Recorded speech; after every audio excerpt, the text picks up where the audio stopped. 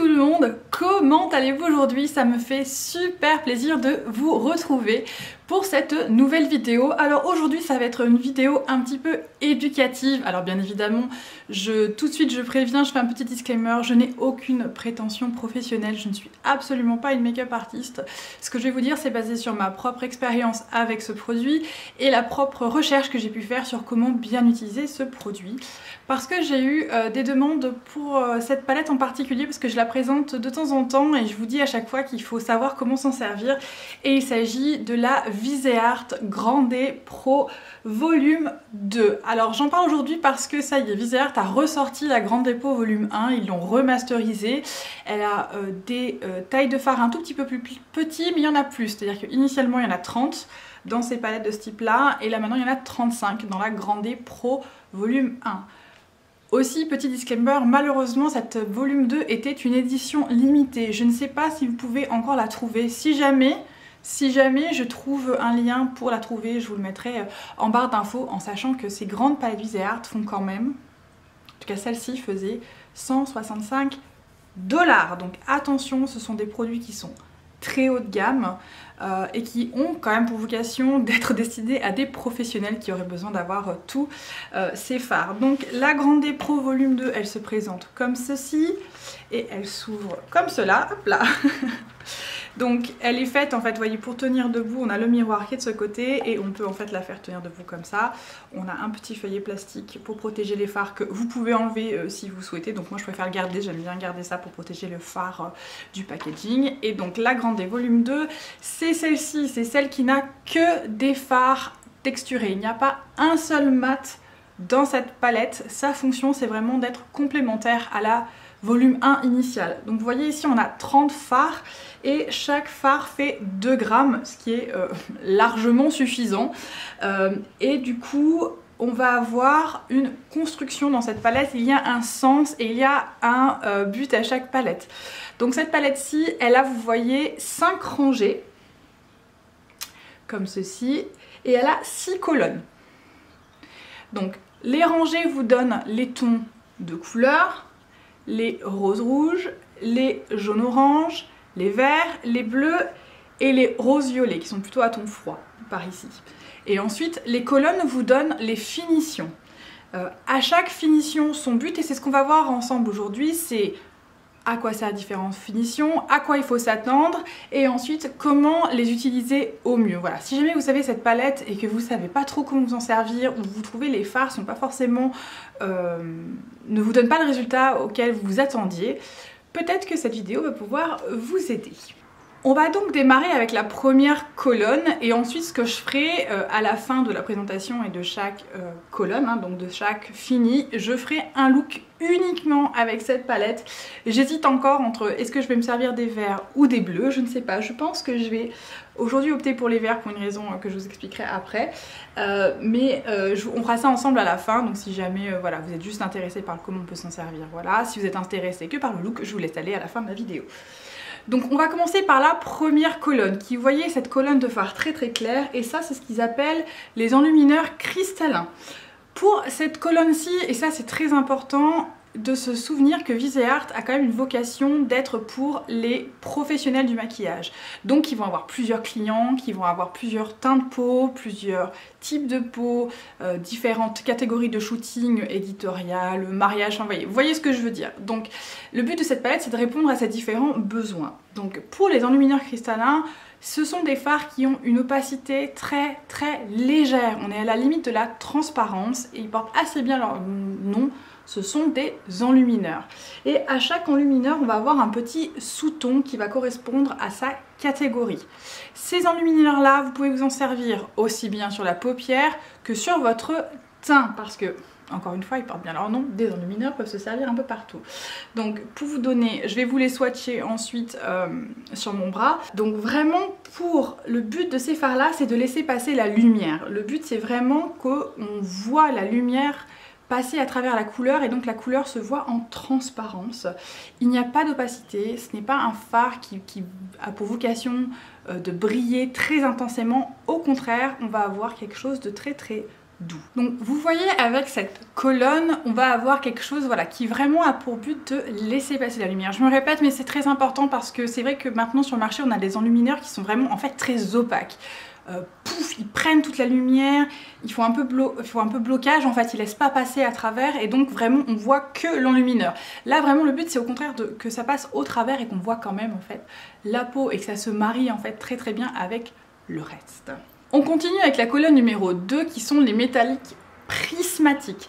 Alors ici on va avoir plutôt une opacité qui est moyenne. On voit bien hein, déjà par rapport à la première colonne qu'on a une opacité qui est quand même plus importante et on va avoir un fini qui se veut prismatique ou irisé en fait avec voilà, il va y avoir des petites pas des paillettes parce que c'est pas le terme approprié, mais on va avoir des petits grains de réflexion dans ce fard-ci, dans les prismatiques, et qui vont venir en fait scintiller quand on applique le fard.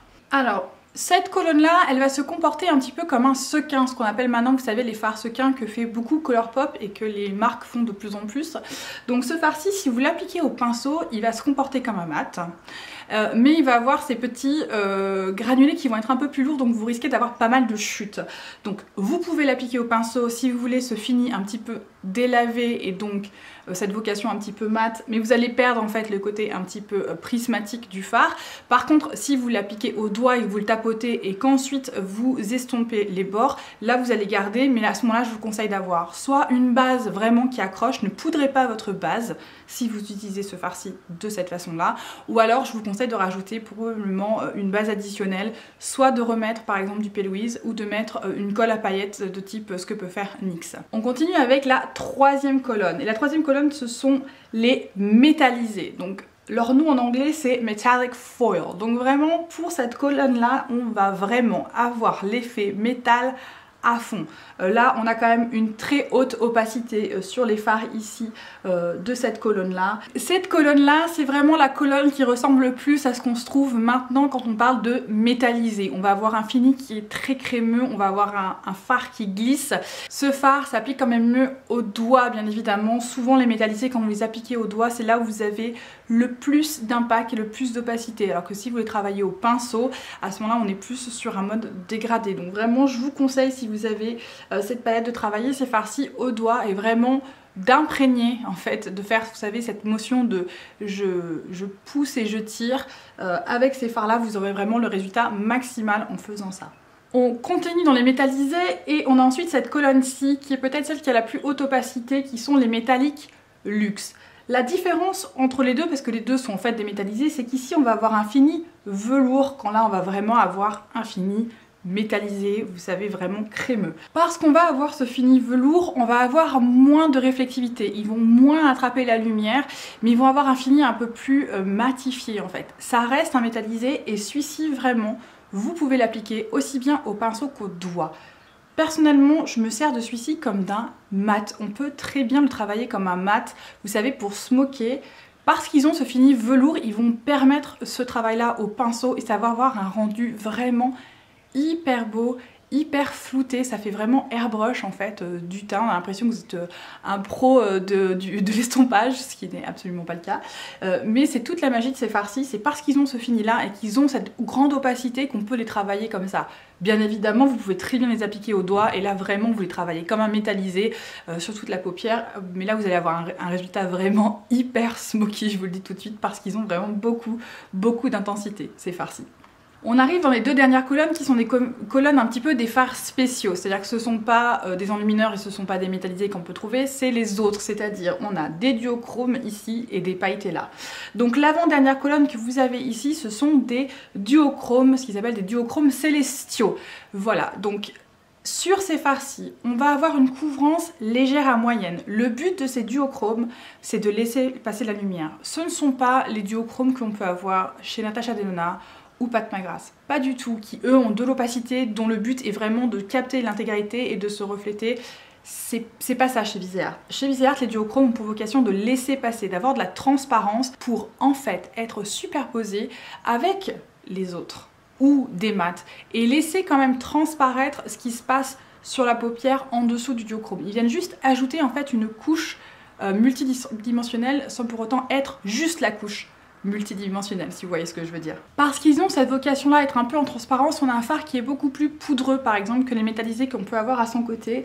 Et vous voyez qu'il n'a pas une très grande opacité, on a vraiment une base transparente.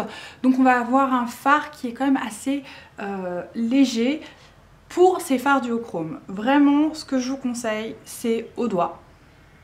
Encore une fois en tapotant ou à l'aide d'un pinceau trempé, donc soit avec du Fix Plus par exemple, soit idéalement avec du Mehron ou un mixing medium comme peut faire Issoum. Donc je vous montre moi ce que j'ai. J'ai ça s'appelle, c'est le Mehron Mixing Liquid. Donc je sais pas si vous voyez. Et ça c'est ce que j'utilise quand je me sers de ces fards là parce que vraiment ça permet d'apporter un petit peu d'humidité au fard, donc de le rendre un petit peu plus souple parce que sinon il est vraiment très poudreux et vraiment d'avoir ce côté duochrome qui s'intensifie. Et enfin pour la dernière colonne, c'est la colonne des fards, des toppers pailletés, et donc ils portent très bien leur nom, ce sont des toppers. Donc qui dit topper dit une opacité qui n'est pas non plus hallucinante. Alors on a une opacité ici qui va être plus importante bien évidemment que sur les enlumineurs et voire plus importante je trouve que sur les duochromes, mais par contre ces fards là ils ont des paillettes et les paillettes c'est plus lourd que la poudre, donc vraiment pour les fards, les toppers pailletés c'est obligatoire d'utiliser une base, enfin en tout cas je vous le dis, mouiller le pinceau c'est déjà pas mal, donc utiliser par exemple le Mehron c'est pas mal, mais idéalement c'est d'avoir une colle à paillettes en dessous parce que sinon, donc de ce type là, vous voyez comme celle de chez NYX, donc ça typiquement c'est très bien et vraiment je vous le conseille, sinon vous allez avoir des paillettes de partout sauf sur les yeux parce que c'est plus lourd, ça va tomber, donc je vous conseille d'abord de bien appliquer une base pour bien garder les paillettes sur vos paupières. Le but de ce topper là, voilà, c'est d'apporter ce petit voile de petites paillettes, c'est très festif et c'est super rigolo à utiliser. Donc voilà pour les explications techniques de cette palette. On va donc maintenant passer à la création d'un look. Je pense que je vais faire les verts aujourd'hui. Je vais utiliser les verts en fait tout simplement parce que au niveau des métallisés, vous voyez donc les colonnes du centre ici, c'est là où j'ai quand même pas mal de contraste avec le bleu aussi, donc je vais pouvoir travailler ces fards en tant que mat. Vu que j'ai pas prévu d'utiliser d'autres mats et d'autres palettes que celle-ci, je vais utiliser plutôt les verts pour faire un look complet. Je pense que j'y arriverai mieux qu'avec par exemple vous voyez, la colonne des roses où le dégradé est pas hyper important et je pense que j'aurai plus du mal. Et puis pour que vous voyez vraiment en fait les reflets, c'est-à-dire quand je vais appliquer les paillettes, quand je vais appliquer les fards spéciaux, je pense que vous le verrez mieux si j'utilise la rangée des verts. C'est donc ce que je vais faire aujourd'hui. On se retrouve tout de suite. Alors voilà, on est bien prêts. Comme ça vous voyez bien ce que je vais trafiquer. Donc j'ai bien évidemment déjà préparé et mon teint et mes yeux. Je n'ai pas fait mon teint, c'est une palette quand on l'utilise sans mat, c'est-à-dire qu'on l'utilise pour faire un look complet qui va quand même avoir de la chute.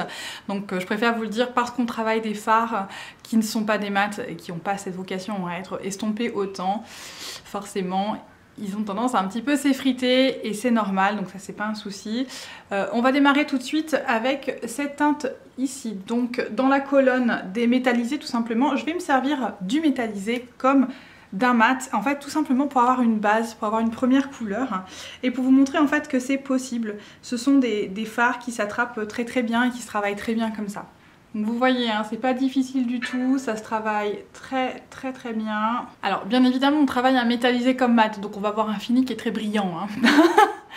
Ça fait un look très festif au final, mais parce que voilà, ce sont avant tout des métallisés, des irisés, des satinés, des séquins, tout ce que vous voulez sauf des mats, donc forcément on va avoir un résultat relativement brillant, mais c'est pour vous montrer que c'est possible en fait, tout simplement de faire un look complet avec une palette de ce type là, même si on dirait pas. Donc là j'applique vraiment une base histoire de dire, c'est-à-dire que je veux avoir une première, je veux que mon dégradé s'appuie sur un premier niveau. Ce métallisé là dans la colonne verte est pas mal pour ça, c'est-à-dire que vraiment il apporte juste un tout petit peu de couleur sans pour autant être excessif. Parce que je le dégrade, il est très clair, on n'a pas une très grosse opacité et du coup ça peut permettre voilà, d'avoir une première couche, on va dire. Vous voyez, c'est très léger, mais on a déjà voilà, ce petit sous-ton un peu vert. Donc c'est très bien, je m'arrête là pour ce métallisé pour l'instant. Alors je vais passer sur un pinceau un petit peu plus dense, un petit peu plus fin et plus dense pour utiliser le fard suivant. Et le fard suivant, je vais aller dans les prismatiques métalliques. Donc vous savez, c'est celle-ci où il y a pas mal de petites paillettes à l'intérieur. Et je vais travailler comme un mat. Donc là je vais avoir de la chute je pense parce que les paillettes elles vont disparaître quand je vais commencer à travailler ça. Mais ce n'est pas grave, je n'ai pas fait mon teint donc je pourrais nettoyer tout ça après. Mais je vous conseille aussi, ne faites pas votre teint avant, sinon c'est catastrophique, vous allez vous transformer en un petit schtroumpf vert. Et celui-ci je vais venir travailler, pareil je vais commencer à travailler mon coin externe et venir vers l'intérieur. Et vraiment les fards Viseart, ils ont ce que je vous dis souvent, hein, ils ont cette capacité à être superposés sans aucun problème, c'est fait pour. Et vraiment, c'est toujours un rendu absolument magnifique. C'est quand même assez facile, hein. Ce sont des fards, moi je trouve qu'ils sont faciles à travailler. Ils sont plus faciles, par exemple, à travailler que les mats de chez Pat McGrath, qui peuvent nécessiter un petit peu plus de technique. Je trouve que Viseart, c'est pas nécessaire. On s'en sort assez bien. Alors bien évidemment, si vous avez une technique, vous faites un truc encore beaucoup plus beau hein, que ça. Mais voilà, avec un minimum de technique, vraiment, les fards Viseart permettent d'obtenir un résultat vraiment très beau. Donc voilà, hein, je l'ai amené assez haut, vous voyez, je suis venue le marier en fait à ce que j'ai fait avant. C'est très joli. Donc bon, j'ai de la chute, hein, j'ai des paillettes qui sont venues tomber sur mon visage, mais ce n'est pas grave. J'en ai pas mis beaucoup en fait, hein, ça se voit pas, mais j'en mets très peu sur mon pinceau. Et c'est avec ce peu là que j'ai le résultat que j'ai. Pour ça que 2 grammes en fait, c'est énorme. Ça paraît, c'est vrai que c'est très cher à l'achat, mais en fait... Cette palette là ça fait longtemps que je l'ai et vous voyez j'ai même pas atteint ne serait-ce qu'un seul fard. On voit que je m'en sers mais les fards sont pas attaqués parce qu'en fait il en faut très peu pour obtenir un super résultat. C'est pas la peine de mettre des couches et des couches en fait hein. Au contraire. Alors parce que je me suis servi de ce mat, vous voyez, vu que je me suis servi de ce fard comme d'un mat, on n'a pas le côté prismatique, c'est-à-dire qu'on n'a pas les petites paillettes qu'on voit là, elles sont tombées sur mon visage et au final on se retrouve avec un fard un peu satiné. Donc vraiment se comporte comme un mat, hein. Vous voyez, je n'ai pas eu de difficulté à travailler, ça m'a pas pris très longtemps et c'est vraiment devenu très bien se marier à ce que j'ai fait auparavant avec ce métallisé là. On va maintenant passer au métallisé foncé ici, donc les métallisés tout simplement. Et celui-là, je vais l'appliquer avec un pinceau plat sur le bord externe. Pareil, je vais essayer de garder des pinceaux qui sont un peu denses pour garder, on va dire, comme je suis au pinceau, je veux garder un petit peu d'intensité, donc il me faut un pinceau qui attrape quand même pas mal de produits. Je vais utiliser un petit pinceau comme celui-ci parce que je vais être assez précise et je vais garder de la place pour les autres fards parce que j'ai pas fini, il m'en reste encore pas mal à utiliser. Donc je vais venir me servir de ce fard-ci, le métallisé luxe. Vous savez, c'est ceux qui ont ces finis un petit peu velours et je vais venir le placer dans mon coin externe. Je vais smoker en fait avec ce fard-ci. Vous voyez l'intensité qu'il a, il est vraiment beaucoup plus opaque et donc vraiment on peut s'en servir de cette façon-ci. Et je vais vraiment le garder dans le coin externe parce que je veux me servir des autres dans l'autre partie de ma paupière, donc je ne veux pas trop mettre de choses sur ma paupière mobile pour l'instant. Et il vient vraiment très bien se marier au prismatique dont je me suis servi auparavant. Vous voyez, on a un magnifique dégradé et franchement j'ai pas fait grand chose hein. Enfin je veux dire, je l'ai pas travaillé pendant des heures et des heures, donc hyper facile. Voilà, tout simplement. On va donc maintenant passer au duochrome, je pense.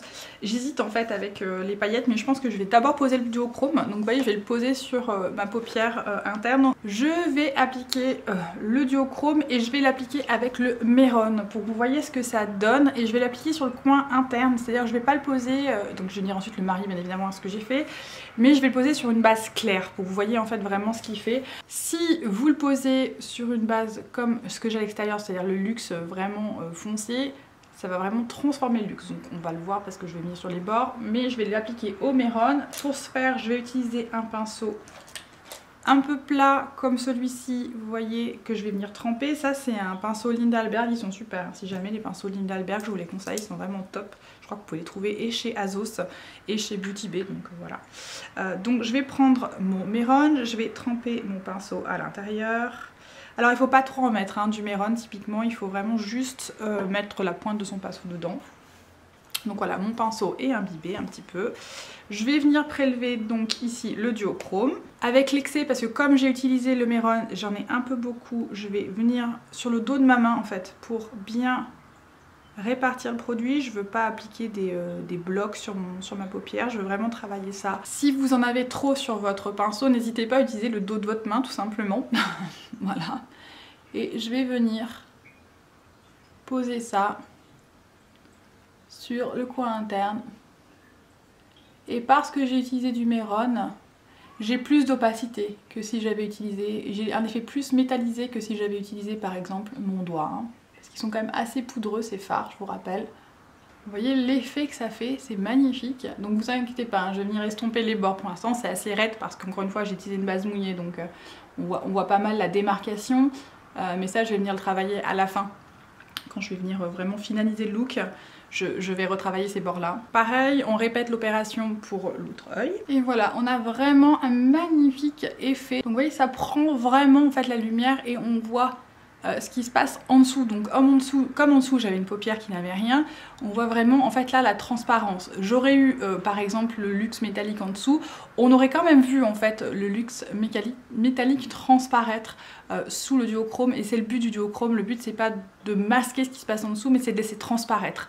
Et en ajoutant ce reflet, ce multi-reflet par-dessus. Alors je vous ai pas dit, mais la particularité du Mehron, c'est que ça fixe vraiment très bien le fard en dessous. C'est-à-dire que vraiment ça va venir limite le coller. Hein. C'est un peu excessif, mais vraiment ça vient très bien fixer, donc le fard après ne bouge plus. Donc je vais pouvoir faire le dernier fard, enfin l'avant-dernier parce que je n'ai pas encore fait l'enlumineur, hein, mais je vais venir appliquer ici les paillettes qui sont là, et ça par contre obligatoire, je vais mettre de la colle, donc la fameuse NYX dont je vous ai parlé. Donc pareil, je vais me servir du dos de ma main pour faire ça, parce que c'est mieux. Et pareil, je vais prendre un petit pinceau comme celui-ci, ça c'est un Zoeva Detail Shader, donc ça je vais me servir de ça. Je vais attraper la colle, je vais venir poser à la démarcation entre mon duochrome et mon luxe métallique. Voilà, je vais mettre ça bien au centre de ma paupière et je vais venir avec ce même pinceau attraper les paillettes. Vu que j'en ai un peu sur le pinceau, ça va bien les attraper, et je vais venir poser ça ici, juste pour avoir les paillettes là et pour marier un petit peu ce qu'il se passe au centre de ma paupière. Alors je ne sais pas si vous voyez la différence, donc vous voyez ici j'ai pas encore fait, et vous voyez ici c'est venu marier le tout parce qu'on a un petit fard en fait avec les paillettes, et j'ai les paillettes qui sont dessus. Genre au milieu ça brille, donc ça c'est trop chou. Je vais faire pareil de l'autre côté, je répète l'opération, je mets de la colle sur le dos de ma main, je le mets sur ma paupière, puis ensuite je vais aller chercher. Donc la colle, j'en mets pas beaucoup, hein. Ouais, j'en mets... vous voyez la taille de ce que je mets, c'est vraiment minime. Par contre, ce que je vous conseille, c'est nettoyer vos pinceaux tout de suite après, hein, parce que la colle, ça porte bien son nom, ça colle les trucs du pinceau, donc il faut vraiment le nettoyer tout de suite, hein, pour éviter que votre pinceau soit foutu pour la fois suivante, hein, tout simplement. On a donc quasiment terminé. Je vais revenir dans mon tout premier pinceau, je vais juste venir travailler un tout petit peu les bords pour histoire de marier tout ça ensemble. Voilà, et maintenant on va terminer avec l'étape enlumineur, et donc l'enlumineur je vais venir le placer sur mon arcade et sur mon coin interne. Je vais l'utiliser sec, donc pour rappel, hein, l'enlumineur des verres il est ici, c'est celui-ci, et je vais venir le mettre en coin interne, et vous voyez comme il attrape vraiment bien la lumière, mais il n'est pas non plus, je veux dire, pas à la caméra. Il est hyper discret en fait, parce qu'il vient juste attraper la lumière, donc si je suis pas en pleine lumière, il n'est pas aussi intense, et du coup il sort pas du lot, vous voyez ce que je veux dire, il est pas opaque au point où on est là genre qu'est-ce qu'elle a mis à l'intérieur quoi.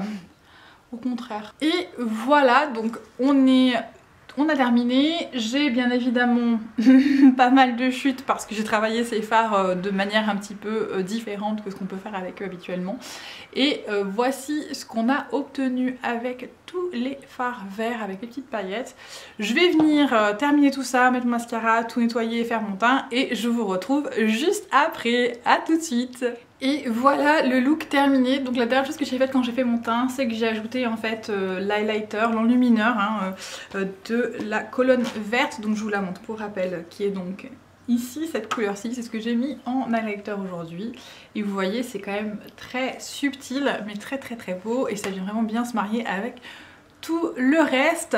Donc voilà pour le look du jour. J'espère que cette petite vidéo explicative sur la Grande Dépôt volume 2 eh bien, vous a été utile. Si elle vous a plu, bien évidemment, n'hésitez pas à lui laisser un petit pouce. Et si ce n'est pas fait, bien évidemment, abonnez-vous. Ça me ferait vraiment extrêmement plaisir que vous soyez avec moi. Dans tous les cas, je vous souhaite à tous une excellente journée et une très belle soirée. Ciao ciao!